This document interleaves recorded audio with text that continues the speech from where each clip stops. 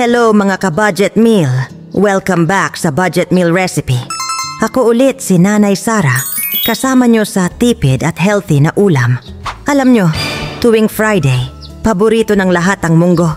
Kasi hanggang dito na lang ang budget bago sweldo. At para sa episode 7, ito ang classic, ginisang munggo with malunggay.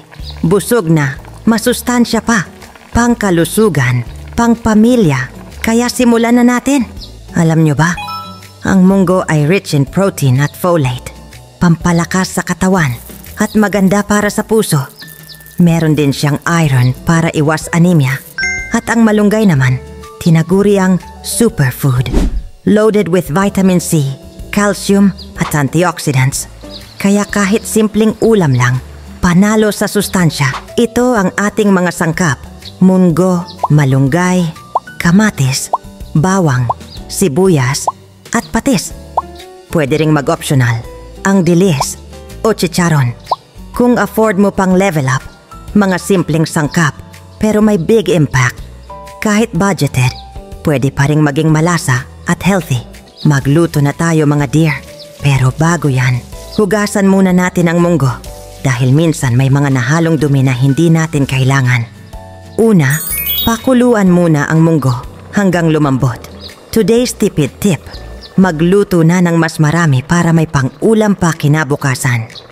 Alam nyo ba mas malasa ang munggo kapag pinakuluan ng dahan-dahan? Okay. At syempre, himayin natin ang malunggay, isa-isa para mas masarap kainin, lalo na kung walang matigas na parte. Hiwain na rin ang bawang, sibuyas at kamatis. Ito ang magdadala ng aroma at lasa. Pahinitin ang kawali. Igisa ang bawang, sibuyas, at kamatis. Kapag kumalat na ang bango, ibig sabihin ready na para sa munggo. Sabi nga nila, kapag mabango ang kusina, automatic. Good vibes sa buong bahay. Isunod na natin ang pinakuluang munggo. Ilagay na natin ito sa kawali at pagsamahin sa ating gisa, bawang, sibuyas, at kamatis. Siguraduhin na malaki ang kawali para kasya ang lahat ng sangkap at sabaw ng munggo. Ayan na. Dito na nagsisimula ang tunay na laban ng sarap. Ngayon mga dear, ang huling pasabog na sahog. Ang malunggay. Ihalo na ito sa ating ginisang munggo. Grabe, healthy na, tipid pa. Kaya dapat laging may gulay para sa pamilya. Kung may budget ka, i-level up mo na. Magdagdag ng chicharon o dilis para dagdag pampalasa. Kahit simpleng topping, game changer ang sarap. Kung gusto nyong dagdagan pa ng pampalasa, pwede naman. Pero haluin muna natin ito. Ayan, pantayin lang natin ang lasa. Ang bango, oh! Habang pinapakuluan natin ng bahagya, shout out muna tayo. Shout out kay Mami Melin Marrera Jamen na nag-share ng ulam na niluto natin nung isang araw. Ang sabi niya, ganito rin ang ulam namin kagabi. Ayan, nakakatuwa naman po, Mami Melin. Happy viewing po. At kay Mami Novalisa Emregala sabi niya, masarap na, healthy pa, mas mura pa. Oh yeah. Tama ka dyan, Mami.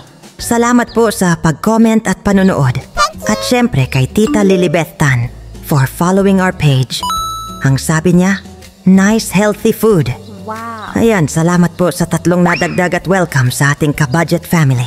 So mga dear, kung may gusto kayong i-comment or i-suggest, pakisulat lang sa ibaba. Malaking tulong yan para ma-upgrade pa natin ang ating page at sa YouTube channel. Ang kauna-unahan nating bahay online. Thank you so much mga ka-budget. Tatakpan muna natin to ha. At maya-maya, hanguin na natin. Ayan mga ka-budget, isasalin na natin ang ating mainit na ginisang munggo. Dahan-dahan lang. Oh, di ba ang bango pa lang? Ulam na. Ayan, punuin natin tong bowl kasi tiyak ubos to mamaya. Ayan na, ginisang munggo with malunggay. Budget meal na bida tuwing Friday. Mura na, healthy pa. Ulam na hindi lang pampabusog, kundi pampalakas ng katawan. Yes! Mga ka-budget, episode 7 na tayo ng top 30 budget meal recipes. Kung nagustuhan nyo itong Munggo Friday Classic, huwag kalimutang mag-like, mag-comment at mag-share para mas marami pang budget meals ang matutunan ng lahat. Ako si Nanay Sara, ang reyna ng budget meal recipes. Tandaan, hindi lahat ng masarap ay mahal.